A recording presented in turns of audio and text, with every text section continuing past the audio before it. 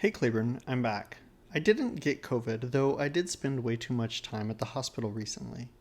Mostly on account of Jonathan coming very much earlier than anticipated. So I got most of the Legos out of the apartment, but we still ended up less prepared than expected for his arrival.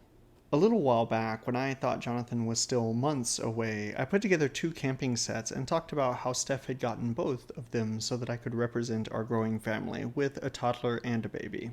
This recently got me thinking about how LEGO represents family sizes in sets. When we were kids, Claiborne, TV shows had lots of kids.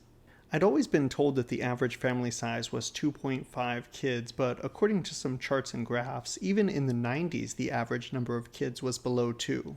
Even though I don't know anything about how this data was gathered or calculated, or even how accurate it is.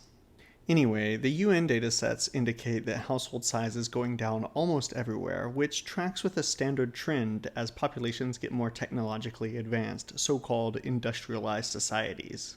As a society industrializes, infant mortality decreases, lifespans increase, and the average number of children per family decreases as well.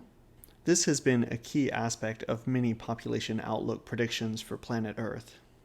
And all of this research started with me thinking about how LEGO represents families. So I went to Bricklink and did some rudimentary research using a variety of parts. First, the standard baby heads.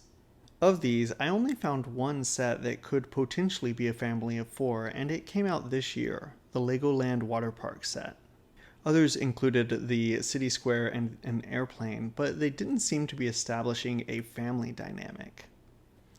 I also checked kids' legs, just in case LEGO might have released a family with 2 different kids that weren't babies.